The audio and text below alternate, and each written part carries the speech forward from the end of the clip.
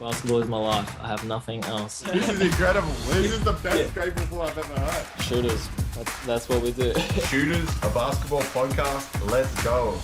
Might be on here. All right, we're finally doing this thing, Jack. We're back. I've put you around the loop tonight. Technology's not working. My timing's not working. But we had to get dinner. We had to get stuff out of the way. But first of all, what did you have for dinner? We ate at the same time just to delay this thing. But what was on the menu? Awesome. I had one of my dad's meals, which is just like salmon, kind of like a Thai noodle, Asian kind of veggie meal, and not too bad. What about yourself? I had spaghetti bolognese. So, plain classic, but yum. That's all it matters. 100%. It's one of the staples of the diet. But episode 13. Merry Christmas and Happy New Year, of course. 100%. It's been a little while. We had Sunday Deck on our show last week, which was an absolute honor, and then Christmas appeared. It appeared. Yeah. It came out of nowhere. Who could have predicted? Sometimes it feels like it does come out of nowhere, but Christmas happened, New Year's happened. What did you get up to? Did you have any plans? How was Christmas Day? How was New Year's? It was good. It was good. Always good to do the family stuff, do the eating, lots of eating. But we went up to Rye for New Year's Eve, which was very lovely. Good weather. Had a pool up there. Yeah, no complaints on my end. What did you get up to? Awesome. Well, Christmas, my family, besides my brother, was in Sydney. So we had the Sydney family, which I couldn't make. So the Jack Jumpers, a lot of us don't have family down here in Hobart. So a bunch of us got together over at Jared Bairstow's house, and they put on a beautiful meal and played some games out in the sun and prepared for our game on Boxing Day. We actually got given the day off on Christmas Day, which was nice. So shout out to Thanks, Scott Scott. Roth. Yeah, for the day off. So it was good. Did you get any presents? Did I? I did get some. Someone asked me the other day what was my favorite, but I went blank. But I think the favorite would actually be something I'm staring at right now, something for my study. It's just like a nice little shelf to put all my camera equipment on, because before that it was just like lying on the floor looking really ugly. So now it looks nice. It's got a lamp up the top. It's looking good. It's looking good in here. Wow, I think we're going to have to put a little Instagram post on your camera setup because I want to see it, and I'm sure the people listening do. My favorite present would scare you, actually. Snake. No, that's a good Okay. guess though, but it's disco lights. That's a good guess. I thought it related. Yes. So we know obviously that Darren has never really been a dancer, but we threw some mad dance parties in the McVeigh household, so we got some disco lights. Oh, actually, I think I saw that pop up on your Instagram. I remember that. Another thing that popped up on your Instagram was, I think it was your attempt at a Christmas tree. Do you remember? Wow. Yeah, Yes. I remember seeing that, and an anonymous source from the office was actually just like, Darren, you have to tell Jack that is not a Christmas tree at all. So they weren't impressed, but that's Wow, all they right. weren't impressed. So for background information, it was technically a Christmas plant. Okay. And so instead of buying like a fake Christmas tree or a real one, I just bought a plant and put the trees under it. It's a mozzarella muzzi, something. That's something what it's called. The plant experts. It's got big leaves. Mozzarella sounds like the cheese. Yeah, it's similar to that. It's not the cheese, but do you have any New Year's resolutions? Any goals you've set for Oh, 2023? I do. Actually, I've got a list of ones I noted down, so I'll take you through them nice and quickly. Where was it? I know you're big on your goals, but let me read them out to you. One I've already talked offline to you about, just getting back Yep. into my fitness now that I think my playing days of basketball are over, so I need to find something that, keeps me working, keeps me up and about. So you'll help I in that like it. regard. Yep. Fitness. You've heard it here first. Officially retired from Darren's NBL pursuit. I think so. I think NBL pursuit. I don't think that was ever a realistic goal, by the way. Yeah, so fitness, photography development outside of basketball. So I've enjoyed just sort of doing a bit of like light traveling around, whether it's just Melbourne or whatever, and taking the camera, having some fun there. So I think it'd be cool to focus on away from basketball as well, just because I enjoy that as a little challenge. Drawing. I used to draw on the iPad, stopped that a bit. Keen to get that back into that. I have an Etsy store. Do you know what Etsy is? Yes, I do Yeah, I yeah. do know Etsy. Yeah, so I have one of those and have made a few sales of some quick drawings I've done. So, it's a bit of fun. And buy a house is the last big one. It's a biggie. Epic. Yeah, yeah. Epic. What are your goals? Do you have a list you can run me through? Yeah, no, that was nice. Thank you. That was good. I've got a couple. So Darren has set some fitness goals. So what we're actually challenged each other to do 100 push-ups a day. Yes, yes. Yeah. Jack threw me into this one, but I was glad he did. Someone like me, not a big workout kind of guy, but Jack was like, me and my brother are doing this challenge. Do you wanna buy into it? I'm like, you know what? I think I will. So it's been I will say the last 2 days I have not done it, but that is because I thought I was getting Jack's face is shocked. That's because I thought I was a bit under the weather. I felt a bit off, but then I don't know. My body's fought it off, and I'm feeling fine. So don't worry. I'll pick it back up tomorrow. You have my word. Tomorrow, what? Give me 10 right Now, now. you did say your initial speech was like 100 push-ups a day unless ill or Injured. injured. So Yep. I fall under that category. Yeah, yeah. No, 100%. We don't want to be doing anything stupid, Mm. just for a bit of pride. But it's a good way to build some discipline, to start the fitness journey. Push-ups are cool because like they're not the greatest exercise in the whole world, but you can do them anywhere. You can do them at home, and you will see quick progress in the art of doing push-ups. Mm. So How, you'll in 1 month they'll be so much easier, and you'll be like, "Wow, this has been an enjoyable process. I've gone from struggling to do five, which most people do, to wow, I can knock out 15. This feels good. I'm feeling confident about myself." how So many of yeah, you how many of you done today? What's your tally? me, I'm at 100. I've knocked him Done. out. I'm Nice. done, ready for the rest of the night to relax. Good. But You should have seen me on day two. Like day one, I said to you, I was just like, because it's 100 push-ups in total, so it's not like you have to yep, sit down and do it all in one. So I did 10 lots of 10 on the first day, and I was like, yep. I'm doing all right. This is all right.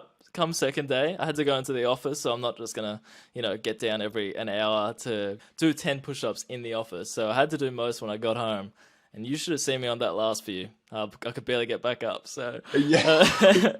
I was actually laughing at myself because I was just on the floor and I was just like, I actually can't get up right now. Yeah. No, it's good. That's I think the lesson there was you should just do them in the office. You might inspire a few people to join you You know what? and do and It was actually a bit quiet in the office when I went in, so nobody would have noticed. They would have been like, yeah, Darren's gone for a lunch, coffee break or something. yep, he's out just punching out push-ups. A couple of my other goals. I'm going no sugar actually, I heard you which say that. I heard you say yeah, that. Yeah. so I'm not going to like extreme, like no sauces and like make your homemade sauces, but pretty much no added sugar and no like packaged Mm. anything that's packaged. So like obviously that involves like lollies, chocolate, all that good stuff. Like buy the peanut butters without the added sugar and all that, and then buy a house is definitely on Mm. my list of things to do as well. So that's it. There's similar goals. We've got some health goals. You got some craft goals, which will help your yeah, and That's all good. those little things. The It's, race. it's an exciting time. It is. The race is on to buy a house. Who can do it Yeah. first? Another thing, before we move on from New Year's, I fell into a pool on New Year's Eve, which was a bit silly of me. So I didn't bring a change of clothes. I just wanted to dip my feet in the pool, and I was just standing on the ledge, enjoying my life, enjoying my time there. And those one of those off balance falls where it's basically in slow motion, and you kind of just like Y- you're going down, and you can't save it. Yeah. Exactly what Yeah. happened. So. It was awkward, Wow. but the swim was actually very nice. The pool was warm. I thoroughly enjoyed myself. Nice. Did you have a phone in the pocket or was it all No, good? no, nothing like that. So it was actually fine. It was Okay. just Yeah, nice. just some wet underwear for the rest of the night. That's all. Nice. And I'm sure a lot of people got a good laugh out of it. They did. So that was my event. No, I like it, man. New Year's is an exciting time for resolutions, goals. People feel like they can get a little fresh restart, especially after spending so much time with family and Mm, loved ones around the Christmas time. It's always a special place of the year. We'll jump to hyping someone up because it's mm. been a while since we've done a podcast. Who's someone that you want to give a shout out to that's impressed you in the basketball? It's going to be a lot of basketball talk this podcast because we've missed quite a few things over the last 2 weeks, but Mm.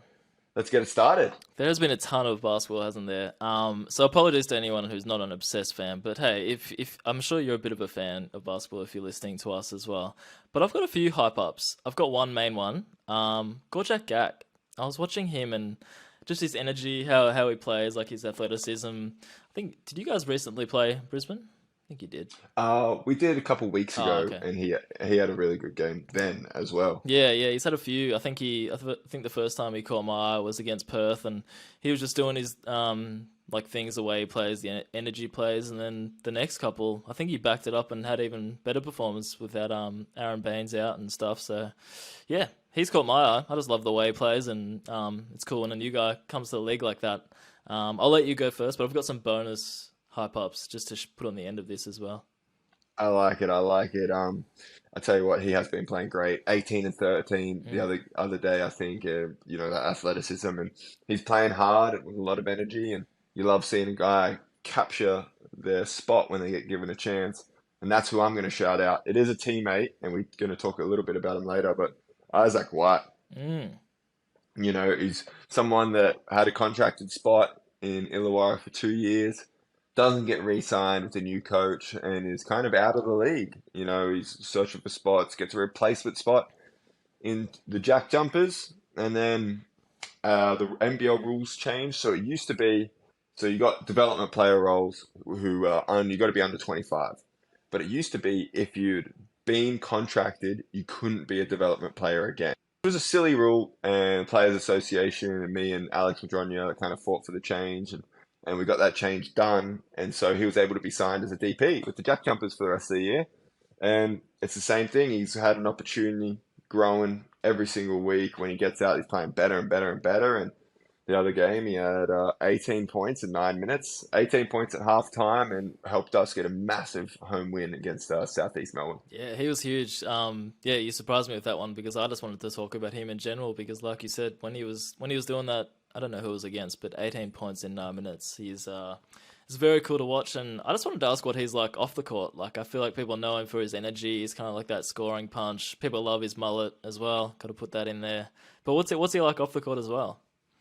Yeah, he's a super locked in, laid back dude. He's funny.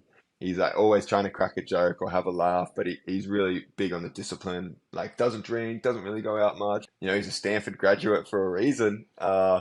I think he had a 3.9 GPA over there, which is like A plus. Like four is the best you can possibly get. So he's locked in. He's got it all kind of covered, and he's found a little role here and made some friends, especially with the younger guys. Has kind of taken them under his wing, and he's been a big part of the program this year, bringing a little bit of life and energy and enjoyment to the whole process of basketball. Love it, love it. Yeah. So the other people I wanted to hype up just quickly. There was a lot of basketball, so I had a few noted down here. Kayla George, WNBL, first triple double in a Mm, decade. She had yep. saw that. Do you want to quickly break down what a triple double is? Mm, good Just in point. case. Good point. So triple doubles when you get basically like double digit points, rebounds, and assists. That they're the main ones. Or you can, if you're having some sort of night on the defensive end, you can have it on blocks or steals or something like that. Yeah, it's pretty much if you get 3 times double digit stats. I don't know. That didn't Yeah. explain it very well, but hey. No, that's perfect. You get 10 rebounds, 10 assists, and 10 points, or plus of any of those, or obviously steals or rebound blocks, but that's very rare. Yeah. But yeah, first triple double in how long did you say? I think it was a decade. That's what I read. Yeah. So that's a hell of an effort. Speaking of WNBL, I think the other one I wanted to point out was some of their players are playing all 40 minutes, which is pretty unheard of. Like imagine I don't know.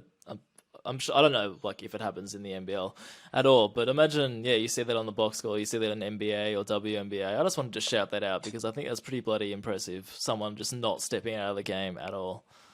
Yeah, it is. It is pretty crazy. You don't see it very much in basketball at all. I think Bryce Cotton right now is playing the most minutes in the league per game. I saw the other night at about 34. Mm. It could be 34 to 35 minutes per game, and that's the most. And to play 40, ooh, that must be It's tiring. pretty crazy. I think Jade Melbourne did it a few weeks ago. I saw Annalie Maley did it as well. So shout out to Yeah. those ladies as well. They're killing it. It's cool to see. It's big time, but we're seeing the evolution of basketball. You know, we're seeing people become more fit, you know, stronger, better athletes, and it's also translating into more people scoring ridiculous amounts of Mm. points in basketball games. And recently, there's been a big surge. Tell us about it. It's gone crazy. Like I swear the NBA just keeps evolving. Like a few years ago, well, yeah, I'm gonna say a few years ago there was like if you saw like maybe eight 3-pointers, you're like, damn, that's a great night. But it feels like every day now you look at NBA box scores particularly, and there's someone making around those threes, so the game's evolving. And now it seems to be scoring. Like I don't know how many of these games you saw, but Donovan Mitchell scored 71 points the other day, which was just stupid. Luka Yep. Doncic had like a 60-point triple double. LeBron scored like 40 plus in his last, I don't know, let's say 5 games or like a few times amongst there. Giannis Antetokounmpo, it's just gone bonkers. I don't know what's with it. And then it's translated down to here somehow as well. DJ Vasiljevic last night, Yep. 42 Yep. points, 10 threes. Sarah Blissarves as well, 41 points. And she shot 15 of 17 from the floor, which is, like I said, it's just crazy. So some weird things happening. Yeah. 100%. That's the top off as well. Obviously, Mitch Creek and that epic battle that happened down there with them scoring 45 and 43 points just a week ago in what some people are calling the greatest NBL game of all time. It just goes to show these scoring outbursts are just unbelievable when basketball players, like all things in life, are just continuing to get better and better and better. But it brings me to a kind of a similar conversation because last night when we were sitting on the couch watching the game, it had us looking up some of the stats of the old NBL. Mm. And it's always interesting because most threes ever made is 13. Most points ever scored, I think 72 in the NBL. But there's this weird split in the history of NBL because it used to be the 48 minutes. Mm. So just like in the NBA currently, they're 12-minute quarters. It used to be the same in the NBL, but because of TV deals and TV time, they've shortened it down to 40 minutes, so 10-minute quarters. It also is the interlined with FIBA basketball, Olympics, World Cup, and most of Europe. And it's interesting how you have this kind of split in records with kind of the new generation, like the most points that's ever been in the era is Chris Goulding's 50. And then you got kind of these old school where Andrew Gaze one season, I think, averaged 41 points for an entire series. So it's Sounds a so stupid. Yeah. it sounds stupid, but it's a crazy part of like NBL history. It is. It is. Yeah. It's cool to see that you guys want to like go back and look at the old school NBL as well. But yeah, it is funny because every time we have like performances like last night, DJ Vasiljevic, you kind of have to add in the tagline of best. I think it was equal best in the 40-minute era. So yeah, Mm. it's kind of in a way it's kind of annoying that it's split up, but it is what it is. The game evolves. The game changes. 100%. I mean, back in the day, with a lot of the NBA records, it's like Wilt Chamberlain and these names didn't have blocks recorded or didn't have steals recorded, and and even before that, rebounds weren't recorded. So all these stats and keeping these categories do change over time, and I'm sure as the years goes along, all these current records will be broken by basketball players, even than us playing the game right That's a now. very good point. It's a very good point. Before we've got some fan hype ups. Someone said Shawnee Mack again. Nice. I think he got Let's go, I Shawnee think he got Mac. some last week. Got some lovers over there. Yeah. DJ Vasiljevic, don't worry, we've got you covered there. Isaac White, don't worry, we've got you covered there. There's a quick few ones. I literally put up that poll like 5 minutes ago because I forgot. But hey, we got some submissions. I love it. I love it. Let's talk. Let's keep on the DJ talking because obviously breaking records and trying to break records is really cool. I know he was on 39 points with about 5 minutes to go, and I'm talking. We were on our seats talking. I'm shooting every time I touch the ball, but then he gets subbed out by his coach with 5 minutes to go. Don't get me wrong; they're up by about 15 points. How do you feel about that, Darren? Look, I'm sorry, but I when that happened, I was just like, I just don't get it. Like, I understand that like these coaches have rotations and you have to trust the coach's plan, but he was properly rolling then. Like he was, I think he just hit that tough step back to his right, and then to see him go to the bench, I was just like, and I think most fans would just think. Like, can't you just leave him in? Let him get one more up, see how it's going. And I just thought it was a shame that he got taken out. But hey, we gotta trust what Chase Buford's doing. He got him back in at the end of the game, and DJ got his 10th three. So what do I know? But I will say, as a fan, it was a bit of a shame. Just keep him out there. We love to see players going off. What did you make of it? Yeah, I agree.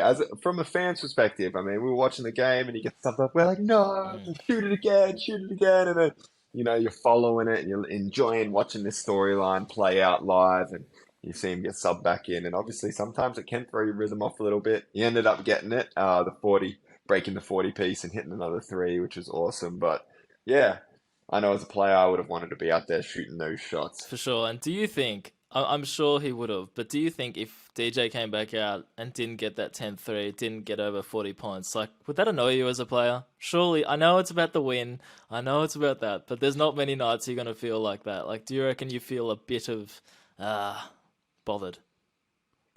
I'll be honest, being in DJ's situation.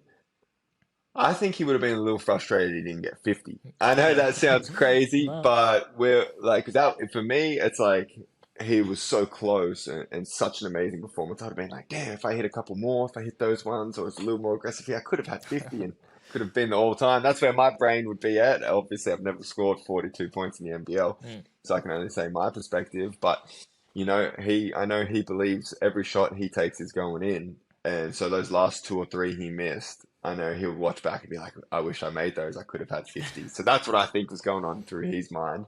But you would be a little salty if you didn't crack the 40. Yeah, I reckon you would. Like even me watching my favorite player, if they're rolling like in the NBA or whatever, and they don't hit that, I know it means nothing at the end of the day, but if they don't hit that mark, whatever it is, 50 points, I'm like, damn, like now I can't talk you up as much as I could have, type of thing, or I don't know. It's a funny one, but I understand it's a winning first. But at the end of the day, you're human as well, so I feel like you'd kind of enjoy those moments as well. Oh, 100%, 100%. And everyone loves a little storyline, the getting over the 40, hitting the 50-point mark.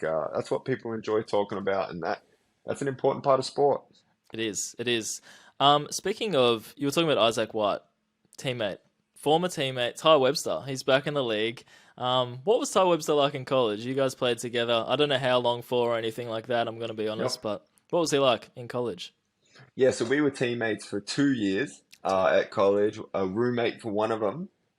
So we were really close, and he's a real laid back, keeps to himself, chilling, great guy, hilarious, and I think he's one of those guys where the league gets better on and off the court when he's in it. Yeah, He loves to have a laugh, doesn't take himself too seriously, brings brings a type of energy that a lot of Australians don't have.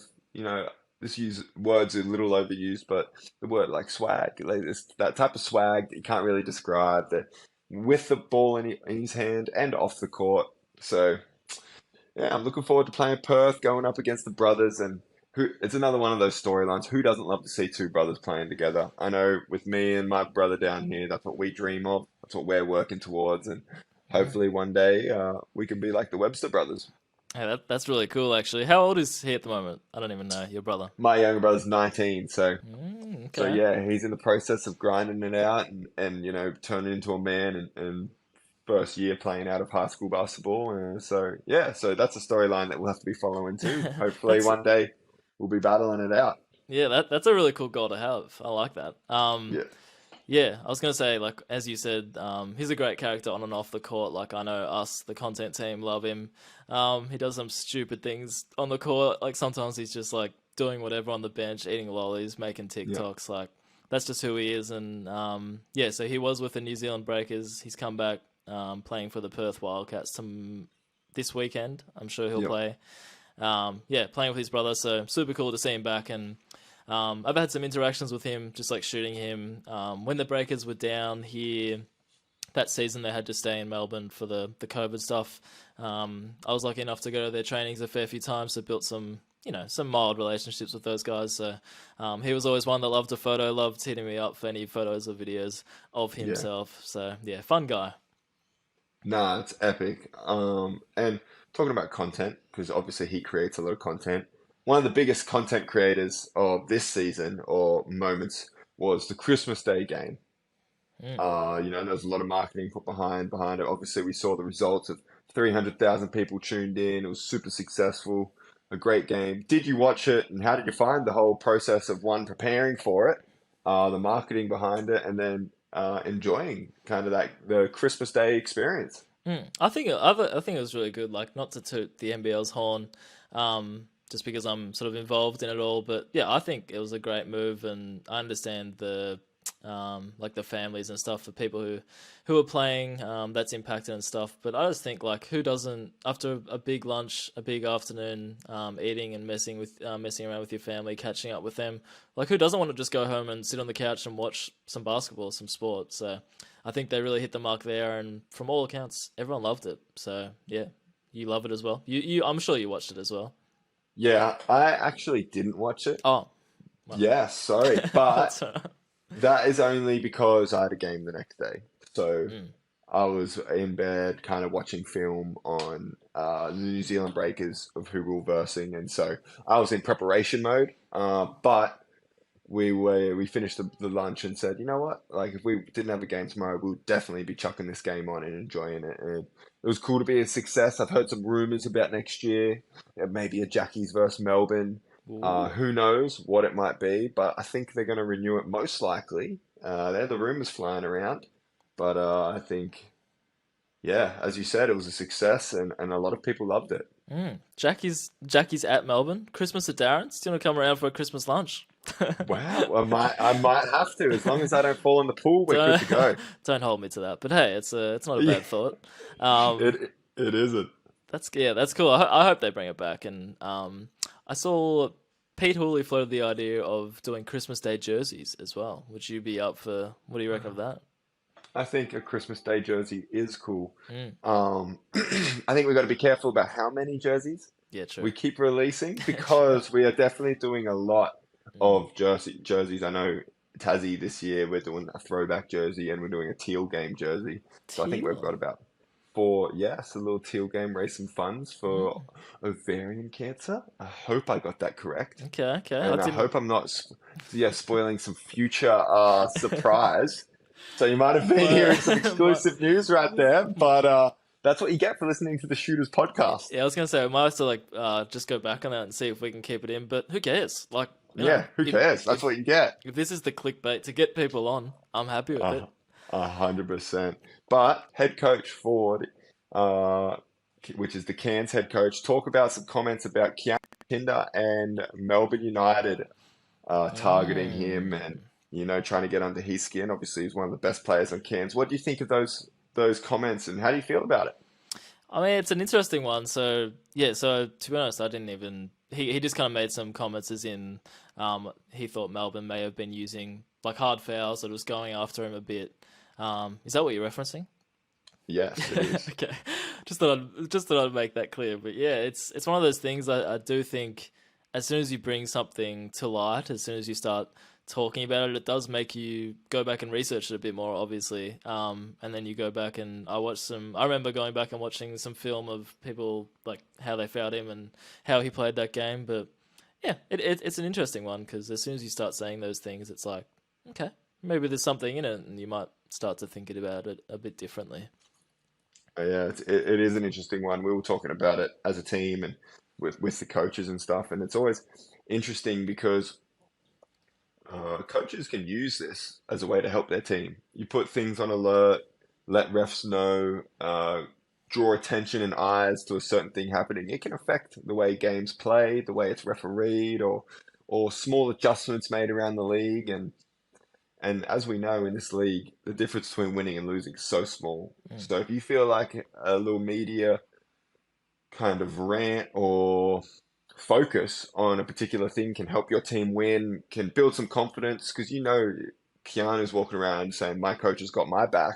And if that can make him feel a little bit better after maybe sore, getting a bit beaten up, then if that can lead to winning, then it can be a benefit for the Cairns Taipans. No, for sure, for sure. It reminds me, this is kind of related, kind of not related, but relates back to that thing of putting something in people's faces. And I remember it was a while ago now, but you remember when DJ Newell played for Cairns a while back? Yes. Yeah, so he was Yep. he was a shooting guard for the Cairns Taipans, and it just reminded me of there was one time where I think his coach at the time or someone started talking him up as like a defensive player of the year nomination, and it's just funny how those things work because before that I would not have thought of him as like one of the top candidates, just because sometimes an import comes to the league and it takes a while to get familiar with the game. And from then on, I was like, damn, this dude's great at defense. And I don't know, I think he might have even won it. I'm not sure, but yeah, if you put things in front of people's attention, they're gonna be like, okay, I'm gonna check this out and see if it's accurate. So yeah. Yeah, 100%. Well, he did end up winning it, and Hmm. that was the year that they made an incredible run. The Cairns lost to Perth in the semi-finals, but he was Defensive Player of the Year. And interesting fact, Bryce Cotton had hit 10 threes against Cairns in that series to be drawed Bloody, with DJ for the 10 3-pointers. So there's some background blo- information. bloody hell, Jack. Well, it's like we set that up. This wasn't even on the run sheet. This was not on anything, and he just comes with all these facts. Yeah, there you go. So there's the tie with DJ is Bryce Cotton. He Mm. had 40, can't tell you how many points, but he had a lot. And that was in a semi-final game against Cairns. I noticed because my roommate Fab was playing in it and said it was an unbelievable game. Jeez, it's almost like you're a basketball. A big passion of yours is basketball, and you do your homework. You've done very well there. Yeah, thank you very much. I'll give you, before we go on to the radar, hey, a little update in kind of Jackie's and myself. So we've just had a pretty good weekend, Mm. sitting fifth, fighting for fourth now, and we've got 3 games coming up close here. We've got Melbourne on Saturday, then we've got Illawarra at Illawarra, and then Adelaide. What could be a defining week. And my minutes recently have decreased a little bit, and I've had a lot of people messaging me, "What's going on? Mm. Are you feeling all right?" Well, against Cairns about a month ago, pretty much rolled slash jarred my big toe on my right foot. Ooh, okay. Yeah, so I had to play on. So I've been playing on it. I haven't trained in about a month because I can't really walk on it or push off on it. Wow. I went and got some X-rays, and it isn't broken, but I've got some nice little bone bruising in my big toe joint, and I can't really push off my big toe. So we out there, we strap it up for games, and now I'm out there trying to impact winning and Mm. finding my voice and being a bit more of a leader and leading us in those ways. But it's been a pretty challenging month for the basketball and the body, but luckily surrounded by family. Like Beth came down and we're still getting wins and helping impact winning. But that's kind of the Jack McVeigh recap Mm. and update of the last couple of That weeks. is interesting. Yeah, I was gonna say, like I noticed a change in role, sort of, kind of, just coming off the bench Mm, against Sydney or the game after. I don't. Phoenix. yep, I don't know. yep, against Phoenix coming off the One of bench. them, but yeah, that's did not know that. I actually I was looking at the rundown before we started, and I just saw Maito typed in. And I was just like, "Is this a typo? Did Jack just start something?" But no, Maito was 100% a topic that is meant to be covered here. So look, all the best wishes for your toe, and it sounds like if Thanks. someone says I've got a toe injury, you might be like, "That's not serious," but it is probably one of those ones that just like linger around and make life more difficult than one might realize. Yes, 100%. I promise you, it has been a very, very frustrating injury to be dealing with. More importantly, is it impacting your 100 push-ups a day? Well, no, I just lift the foot up. But the best part is Okay. I actually have a full moon boot that goes up to my knee that I walk around in everywhere. So I've been Wow. scaring some people in Hobart, and I just have to humbly tell them that it's my toe is the reason I'm wearing this huge knee-high moon boot. But because I can't bend Mm. my toe, that's how I've been getting around for the last couple of weeks whenever I do big walks. I can imagine some Jackie's faithful that would be quite scary for them. They'll be like, "Oh, what? This dude's don't know, done something really serious." But yeah, look, hopefully your toes back, your toes back to normal soon. Thank you very much. I appreciate it. Mm. I have not got any rate or hates this week. So That's fine. you're going to hit me with 3 and then we'll adjust them. We'll talk about them together. Rate or hate? Great question. I hate it, man. I hate it. Right. That's not what this segment is called. I reckon mine might cause some debate between us, or just some conversation. So Perfect. actually, first one probably won't. First one's more down my alley, but like we said, this is a big basketball week, so all of mine but one. I've actually got four, so there you go. All of mine but one are NBL/basketball related. So first one, rate or hate, the NBL should add photographer boxes like the NBA. Do you know what the NBA do with their photographer boxes? I have absolutely no idea. So you're gonna have to explain me what a photography That's all box right. is. That's all right. When I was reading this one out, I'm like, that's actually quite boring for most people listening. But anyway, I'm going to talk this up like it's quite interesting. So the NBA have specified areas that photographers and videographers can sit. And from what I know, it's like on the baseline still, but it's just like a nice rectangle. Only one person can go in there. You can't move from there. And I just thought this would be kind of good if the NBL did that because I know myself, when I go to games, sometimes there's like other people doing it. And I was just like, I love if that box just said like Darren and nobody else could touch it. Nobody else could go in it. And I could just like stay in my spot and you know where you're going to go. You know it's open. But yeah, I think the NBL should look at that potentially. Let me ask you a question. How do you organize getting on the baseline in the NBL? And how many people are down there? How do you find a seat? So there are specified areas in between like those uh, plush thing advertising blocks. I don't Yep. know what you call them. So there are spots where you should be sitting if you are shooting on the baseline. But Getty, who are the main photographer company in the NBL, they get like priority on those baselines. So pretty much for someone like me, it's kind of just like if Getty are there, as long as you're not in their way, as long as you're not taking their spot, you can sit wherever it's not in your guy's way. Yeah, pretty much. Well, I want more Darren, so I want the boxes Mm, because Getty don't tag us or send us the photos to have. So mm. we want Darren. I've been doing my best in previous years. I noticed you know that NBL Raw account. That's all Yes. me. That's all me. So I saw you comment on it earlier. One of the photos there. So anytime you want a photo, just let me know. I can send it Wait, around. NBL Raw is you? It's me. It's just me. I'm gonna be honest. Oh my goodness! No, I know. the okay. If anyone doesn't Oh, know, sorry, not sorry. As in, I run the account. All the yeah, photos are not me. no. I need you. Yeah, No, okay, no, okay, yeah. sorry. Listen, guys. There's this Instagram page that is every NBL athlete's favorite Instagram page. And so this page, whenever anyone comments on it, it's got always nicely edited photos. It's got a like a vibe going for it. And it would be the most shared NBL photography page. It's the one that everyone goes far out. These photos are sick. They download it, they repost it. And it's the NBL page of where you get your photo and you're happy because you know there's some cool photos, and we've never known where they get these photos from. There'll be photos you never see that appear, and you're like, who's taking these? How are they getting these? And they're all so nicely edited. And little did we know, it's Darren here with the most popular photography page. Holy crap! I can't wait to tell all my teammates. That's some high praise. No, it was just like a couple of seasons ago. I'm just like, there are so many great photos that Getty. They're mainly from Getty, but some are myself. Even though just because I run it, I'm like rude not Mm, to add my own stuff there. Some of the other content creators as well, but majority Getty. And I was just like, there's so many photos that people don't see, you guys don't see, and like, anytime you guys want to, we're always like Aussie athletes should like, you know, talk themselves up a bit more and praise themselves more. And sometimes you guys don't have the photos, so it's like I'm going to put these out there, and you do get a fair few players, in particularly some um, ones that keep coming around asking for photos. So there you go. there you go. Wow, Mm. I'm The things shocked. the things you learn on these episodes. Jack's big toe, Darren's secret NBL accounts. Yeah. Wow.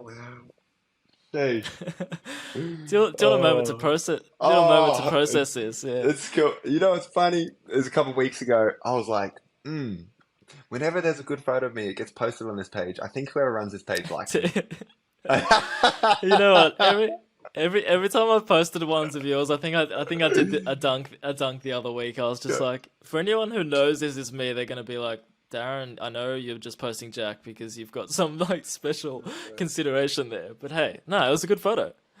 Oh my gosh, my life. Well, now listen, Darren. If you ever see any cool Getty photos of me, that you don't have to post them, but send them to me. No, literally, I want any NBL or anyone listening out there.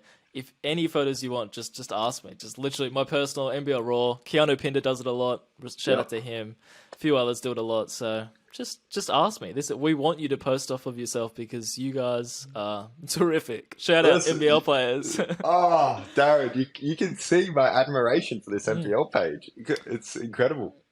I appreciate that. I didn't know it was that well. I didn't know that many people knew about it, but hey, No, people know yeah. about it. People They're know about like, this what? page. They're like, what is this raw stuff?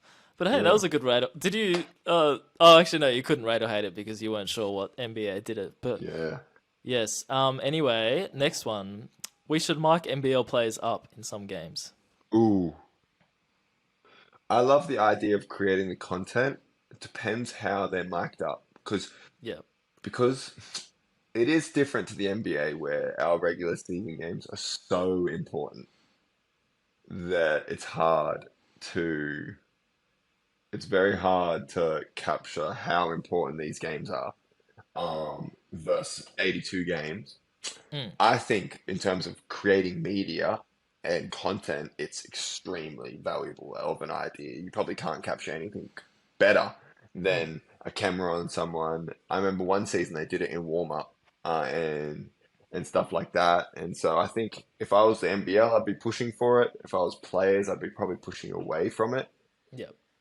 That's kind of my stance. I think I rate it Mm. personally because I do think it gives that extra little insight that that helps grow the brand of the NBL. Yeah. I totally see both sides of it from like a selfish perspective. I think it's almost my favorite part of watching some NBA games. Like they could be saying the most like normal stuff, like run back on defense, good whatever, and I'll be like, that's super cool, just because I can hear what his voice sounds like. I know he actually says that, but at the same time, I get that it could be annoying for you guys because it's human nature to be like, I know I'm mic'd up. I'm gonna watch what I say. I might change it a bit. I might do Mm, whatever. I think yeah, special games maybe, and that's a very good point about the seasons because the NBA have a lot more options to play around with, and you're not going to say less meaningful games, but in reality, it's probably true.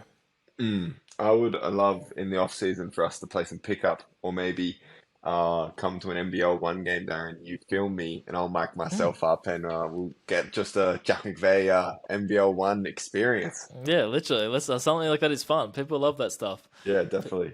Or do it like the Blitz, something like that. Just test Yeah, it for out. sure. Yes, See. preseason's a great place to test stuff like that. Mm. All right, Yeah. next one. NBL coaches don't use their star players enough. Do you rate or hate that take? Oh, it's a great take. I think it does depend on the system. Yeah, yeah. I would say I felt like this season's been a little bit more intense than other seasons. I'm not sure why in terms of scheduling. I can't right put my finger on it because we're playing the same amount of games. Mm. We also train very hard in the Jack Jumpers on the days that we do, but I think over the course of the season, a great team wins over playing seven guys. So I would say I don't rate it. I hate it. Yeah, yeah. What No, about that's fair. yourself? Uh, I'm always on the fence, but I'm gonna say rate it just because I do feel like there's a lot of people I think like older sort of like NBL veterans that are like have it's been a long time since they've played. I think people like Shane Hill and Derek Rucker, they've said things like why the stars getting subbed out and why are their minutes so low, and I kind of get that to some points. But as soon as you say it's a team game and people play basketball like the Tasmania Jack Jumpers, like you can't really argue that, Yeah. argue the results and all that. So I see both sides, but I Mm, think maybe a little more, maybe a yeah. little more star love. Yeah.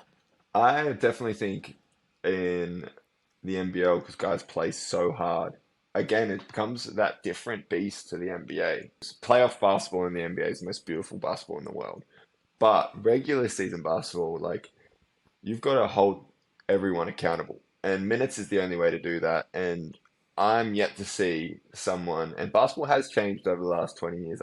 I'm yet to see someone in the modern NBL crash the rebounds every time, pick up full court, be in the lanes while running offense through them and being able to do it for longer than 32, 33 minutes at a Mm. rate that is helping their team win.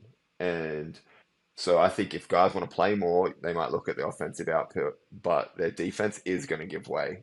And if you want to be playing full court or if you want to be up, you know, ball pressure and all that, I just don't think it's the most sustainable thing.